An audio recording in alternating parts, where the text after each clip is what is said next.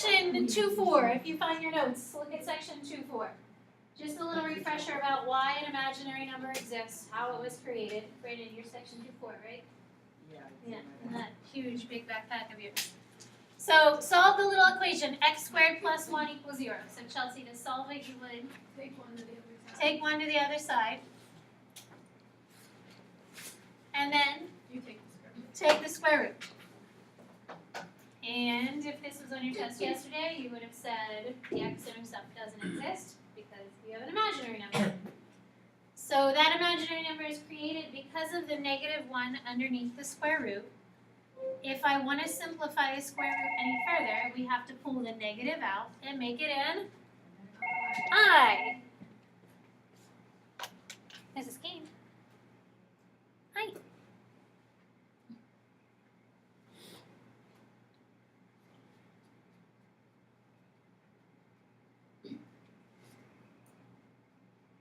Okay, I'll let him know. Thanks.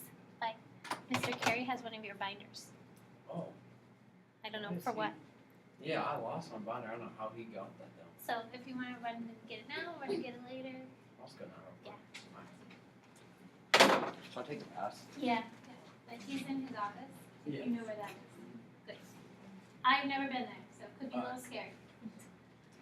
So the negative, the square root of -I really becomes an I and then the square root of 1. Pulling the I out enables us to take the square root of 1, Chelsea, which is just 1, right? Not a trick question, except when we take a square root and we're solving for x, it could be a plus or minus 1.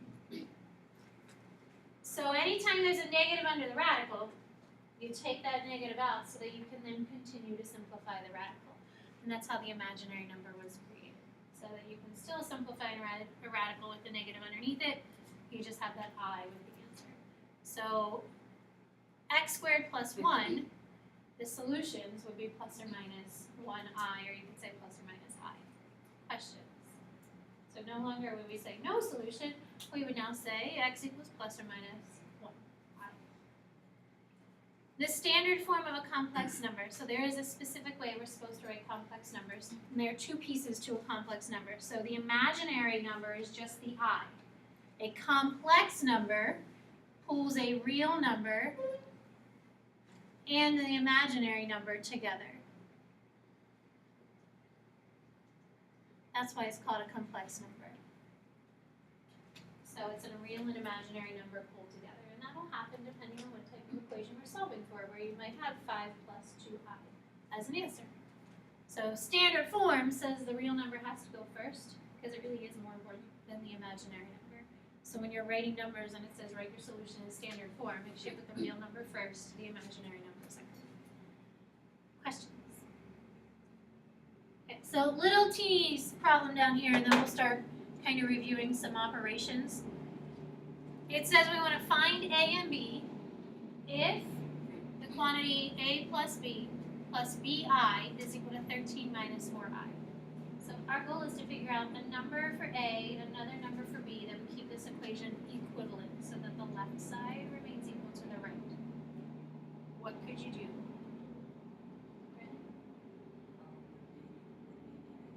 Why would B be negative 4? Because you can't combine anything to get the I, and since it's negative 4i, we have some negative. Yeah. So essentially, you're looking at the imaginary pieces. So we have BI, that's the imaginary part on the left. It's supposed to equal negative 4i on the right. So if it's going to be equal or equivalent, it has to be the same. So B must be negative 4 to keep them the same. Because then I have negative 4i. Wow, you're really fast. And I have negative 4i. What about the other part, Brandon? You just solve it, a plus 2 equals 13, subtract 2, a equals 11. Yeah, so these are the real pieces. That's supposed to be an A. And if we solve for the real part of the equation, you would subtract 2 and then you'd get the A value to be 11. So you're not truly solving the equation by like moving stuff to one side and getting x by itself or getting the A by itself. Instead, you're kind of linking the pieces that are the same on both sides for those parts. So the first page here is just a little refresher for you about adding, subtracting, multiplying complex numbers. And I believe the first group is a review of adding and subtracting. So the first three expressions, the reason they're parentheses is because you have a set of a complex number in addition to another complex number. So it just shows you where the complex numbers are. But we want to add or subtract and then place your answers in standard form. What are you really doing, or how would you add or subtract these? Virginia, what do you think? How would you add or subtract them?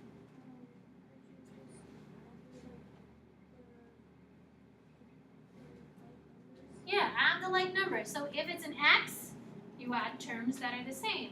So you're adding the like numbers, the real numbers, the imaginary numbers. So Virginia, what would you get? 5 plus 2i. Yeah, 5 plus 2i.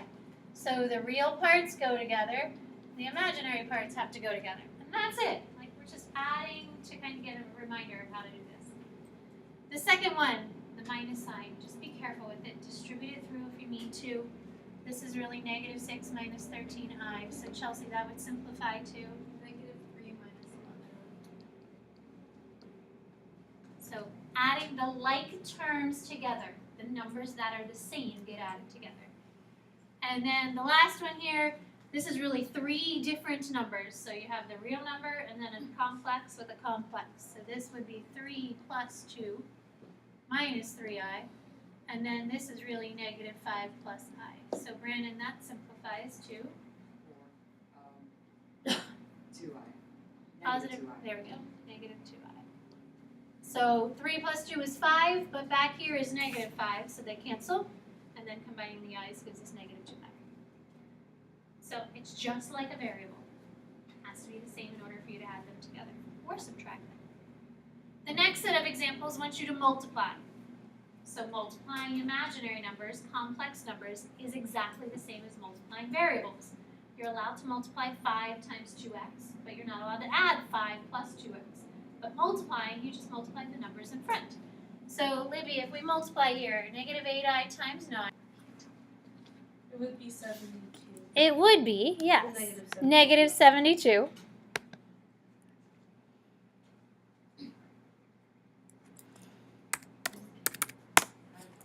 Ooh, I don't know. I mean, I do know, but give me a minute.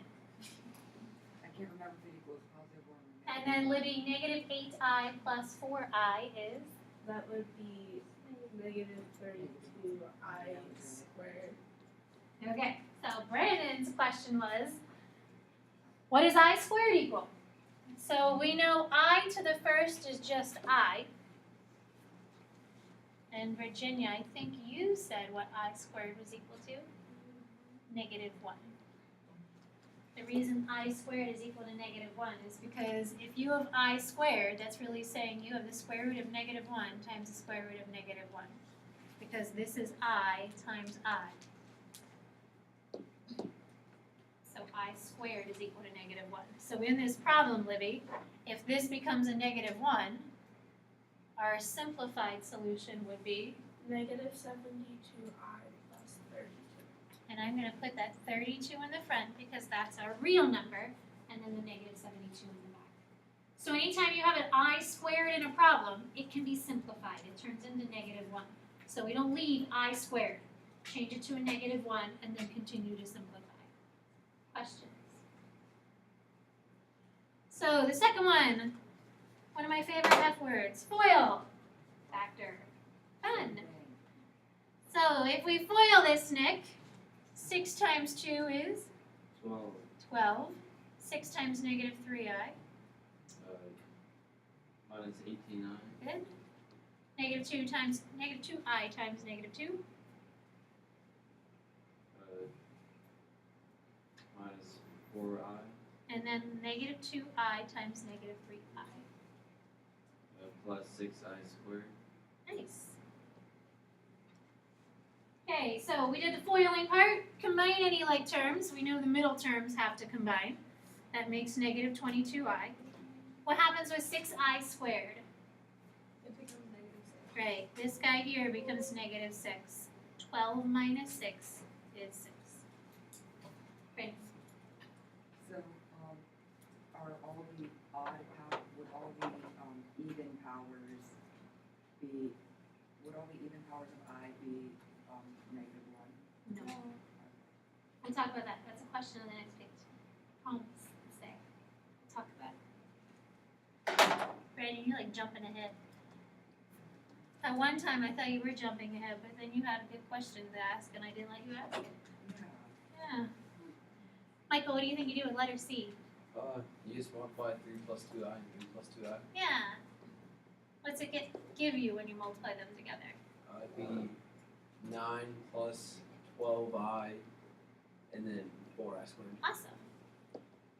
So when you have those two quantities that are the same, you're doubling the inner and the outer terms. So 3 times 2i, another 3 times 2i gives us 12i, and then we have plus 4i squared.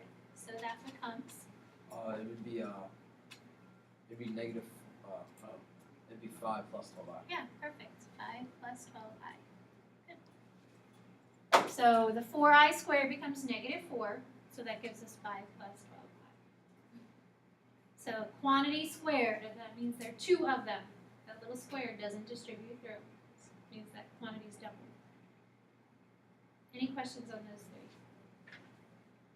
The bottom 2 problems are just slightly different in that we have a radical in there, and there's a negative underneath the radical, 2 negatives in the first one. So we have the square root of negative 5 times the square root of negative 10. Can you just multiply those together and make the square root of positive 50?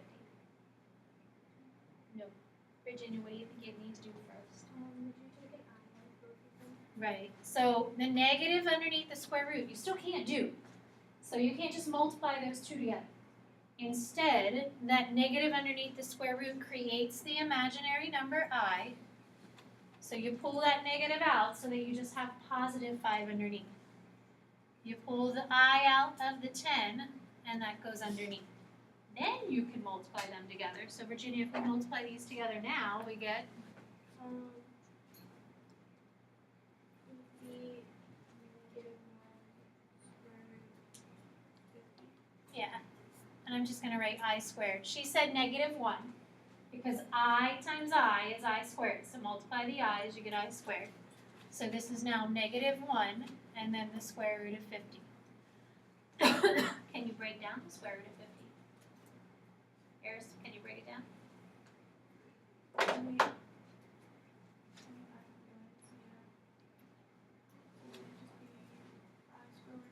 Yeah, nice. So 25 and 2 gives us 5 square root 2.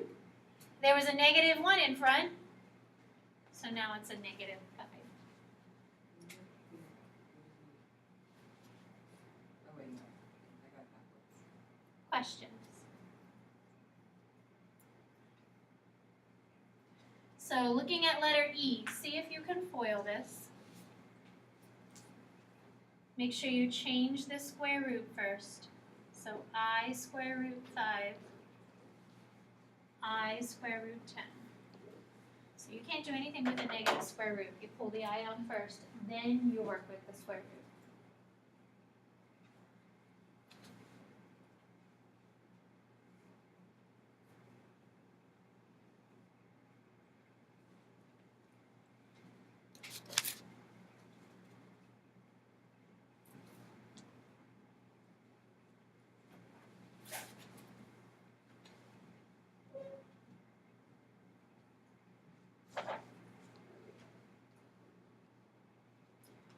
So when you're multiplying 3 with negative I square root of 10, you can write that as the 3, the I, and then the square root of 10. Or you could choose to put the I behind the square root of 10 if you wanted to. That's kind of up to you. And then the 7I square root of 5. And then the last 2, I squared and the square root of 50. It's a negative because it's positive and negative. There's an I times an I, and then the 5 times the 10. And we just found from the previous problem that this part back here is negative 5 square root of 2. So we don't need to simplify it again if it's already simplified in the previous one. Oops, write down some. when you write your answer, you have the 21, that's a real number. We have negative 5 square root of 2, that's also a real number. So I want to put that in the front. Can you combine the other two numbers together? They're both imaginary. Can we combine them together? Sabrina? I don't think you can because they have different things in square root. Excellent. You cannot because their square roots are different. If they were both the square root of 5, then yes. But every piece has to be the same. They all have to have a like term. So they both have the same square root. They both have to have an I. In this case, the square root isn't the same, so we would just write them in the back.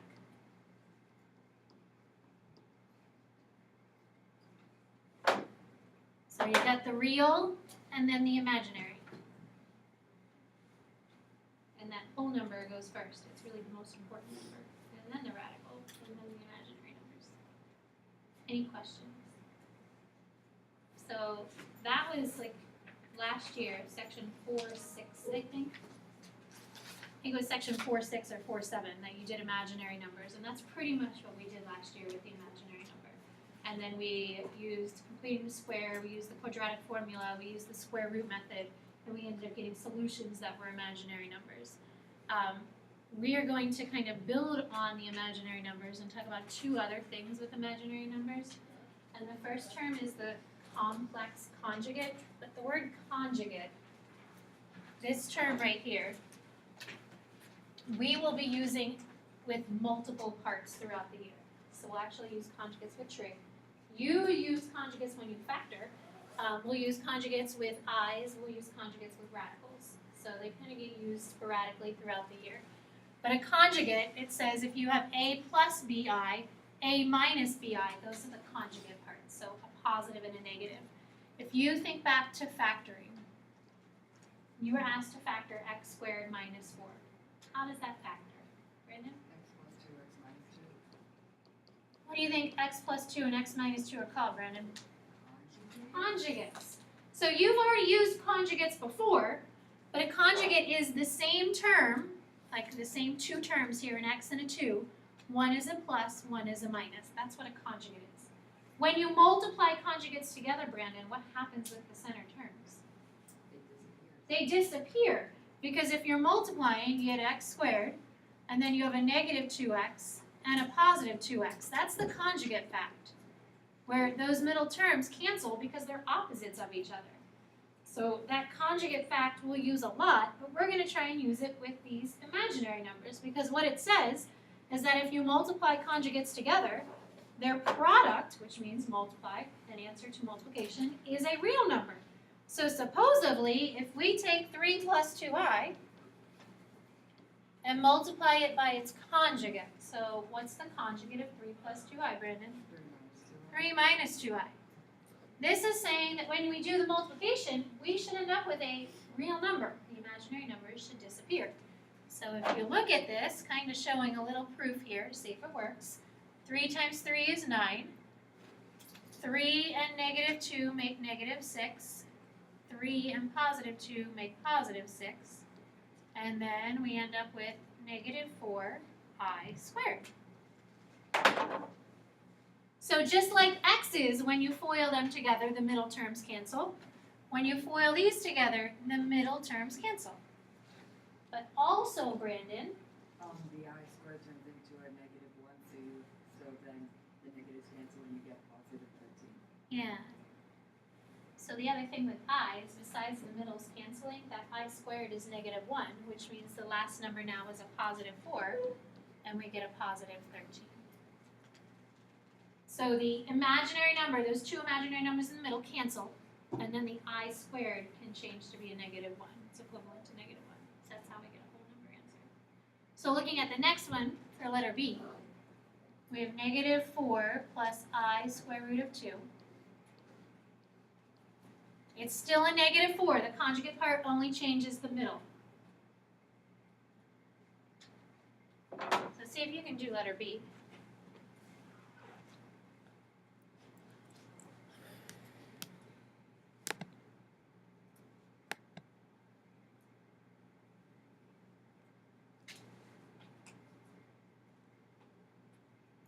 TV.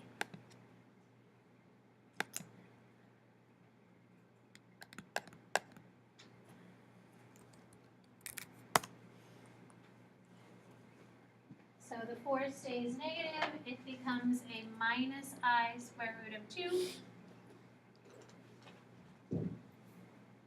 And when you're FOILing, it's fine for you not to write those middle terms because they will cancel every time as long as you're using conjugates. So we have the outer term, or actually the first terms, and then the outer terms make negative I squared, and then we have the square root of 4. So this is really 16 plus 2, which is 18. Since it's I square root of 2 times Bless I you. square root of 2, why wouldn't it just be 2? It is. But it's also the square root of 4.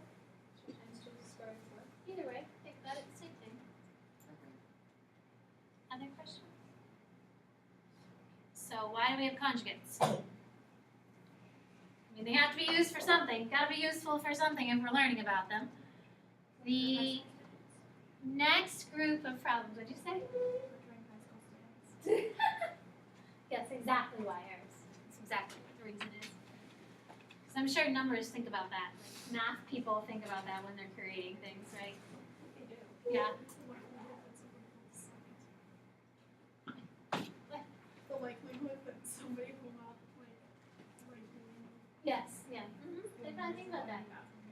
The probability that Eris, 500 years from the time an eye was created, will not like this. That's what that guy was thinking about when he created the imaginary number. Guaranteed.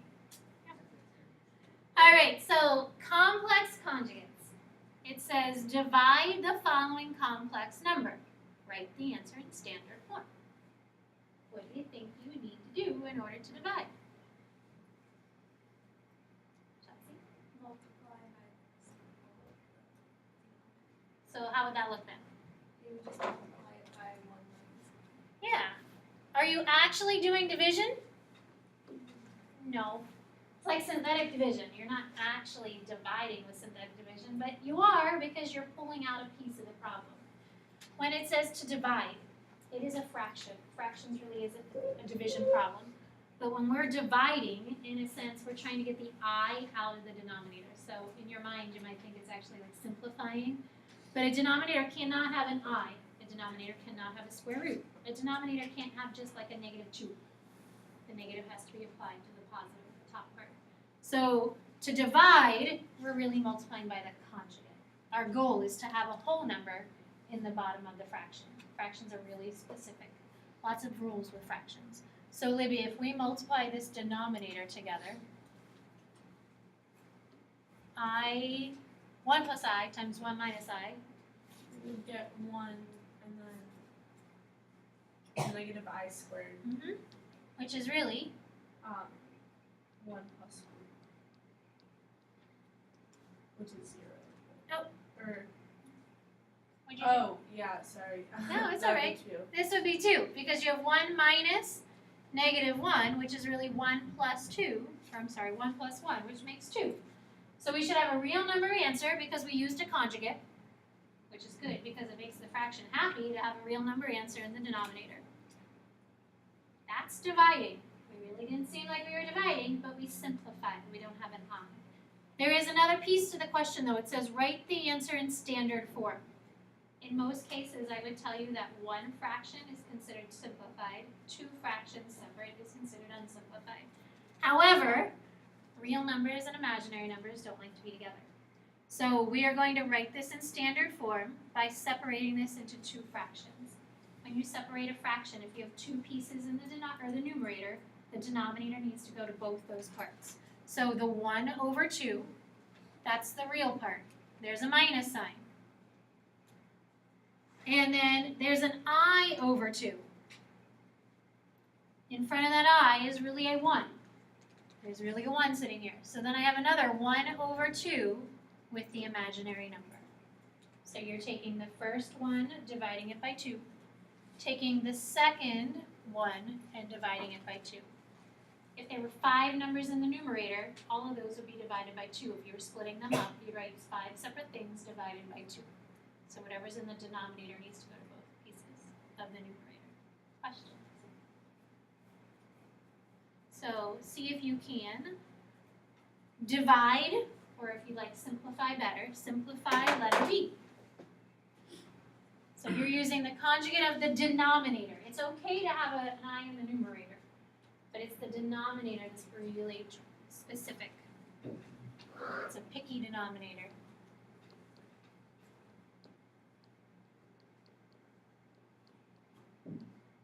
Lots of foiling. Just be careful with the foiling.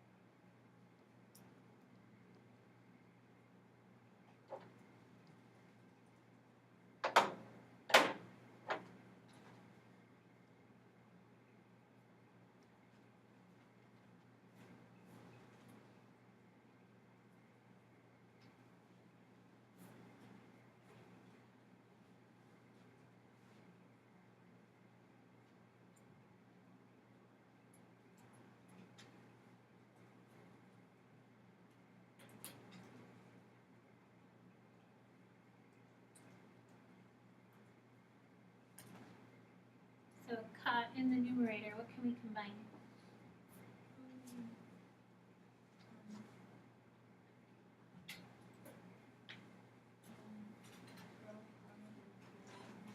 Okay, so that would give us, what happens with the 8 and the 6i squared? Yeah, because this becomes a negative 6, and then the denominator is, yeah, because this guy turns into a positive 4. So we have 2 plus 16i over 20. Alice, do you know what that reduces to?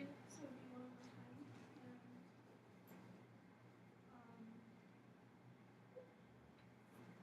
Well, they both, we got a 4 from both of them, but I can't do math right now, so. What's 16 divided by 4? 4? Good, 20. Oh, yeah, okay, so 4/5. There you go. Any questions? So you're taking 2 20ths, reducing it. And then you're taking 16 20ths and reducing it. And that's 1/10 plus 4/5. We're going to skip C. Because the next one looks way better. Got 2 fractions here. Can't go wrong with 2 fractions. This one says perform the operation, write the answer in standard form. So we have 2i over 2 plus i plus 5 over 2 minus I. What do you think you do first? Chelsea? So we need to find the least common denominator. How do you think you get the least common denominator? Wouldn't it just be 2 plus I minus, or times 2 minus I? What are we multiplying the left side by? 2 minus, 2 minus I. and then the right side by 2 plus I. There you go. The right side by 2 plus I.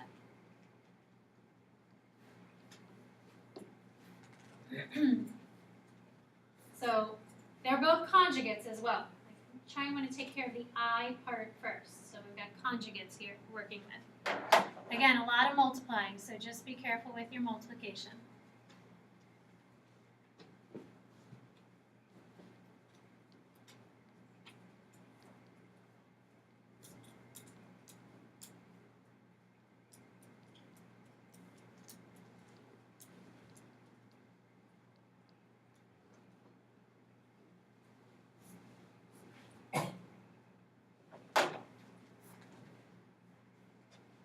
So when there's i's in the denominator, we use the conjugate to get the I out of the denominator. And as long as the denominator is the same, we want that common denominator, then we're allowed to add the numerator together. So in this case, what's the denominator of both of these? 5, yeah. So 4 minus I squared is really 4 minus a negative 1. So our denominator of both of them is the same, it's 5. If it wasn't the same, and you have to make sure to get a common denominator before combining them together. So then looking across, adding your like terms, it looks like we have 4i and 5i. So that would be 9. And then we have a negative 2i squared and a 10, so that makes, 16. Well, because it would be I squared so this becomes positive 2. positive 2. Oh, wait, I counted 4. Ah, I 12. gotcha, so you get 12. So then when you're reducing or kind of separating it, we have 12 fifths and then 9 fifths with I. Questions? So I promised Brandon that we would get to the power thing that he was asking about earlier on. And if you look at the last, I guess there's two, there's a graphing question, but the second to last problem says find the first 10 powers of I, and then it asks if you notice anything. So we said that I to the first is just I squared is negative 1.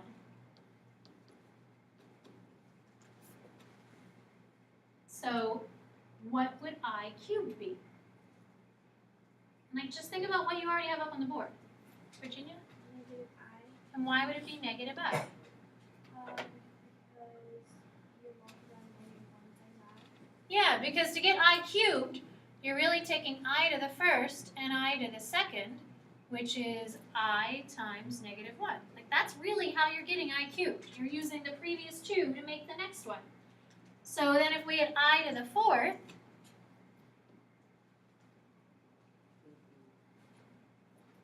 it would be 1, because I squared times I squared is really negative 1 times negative 1. That's positive 1. Okay, so it asks for the first 10. How about I to the fifth? So think, how could you create that power of 5 using the other powers there? Chelsea? Would it just be I? It is just I. Because you could say, well, I to the fourth is 1. I to the first is I, so multiplying them together gives you pi. How about I to the sixth? Negative 1. Again, using I to the fourth and I squared, that's a negative 1. I to the seventh is negative I. I to the eighth is 1. Because I to the fourth times I to the fourth, 1 times 1 is 1. And then if we had I to the ninth, it goes back to I. I to the 10th is negative 1. And it continues to go in that same sequence forever. So it's 4 powers, really, that are reducing to I, negative 1, negative I, 1. I, negative 1, I, negative 1, negative I, 1. And that just continues to repeat. There is one last question, and I think there's a graphing, and I guess I didn't erase this. But just kind of with graphing, you can't graph real or imaginary numbers on your XY axis. Like, it doesn't work. The calculator won't graph them either. So literally, you're changing your axes. You're giving them a new name. So the x-axis is now the real axis. The y-axis is the imaginary axis. So when you graph it, you're kind of graphing it like a point. Like the 2 represents the real, so you're going to go over 2 units on the real axis. 3i is the imaginary axis, so you go up 3i, and that's where your point will be located. So the first point is in the first quadrant, because you're going right 2 for the real, up 3 for the imaginary. The negative 1 means you're going left on the real, plus 2i, up 2 on the imaginary. So you're graphing it within a real versus an imaginary, x instead of x and y. We change the name of the x-axis and the y-axis. Question?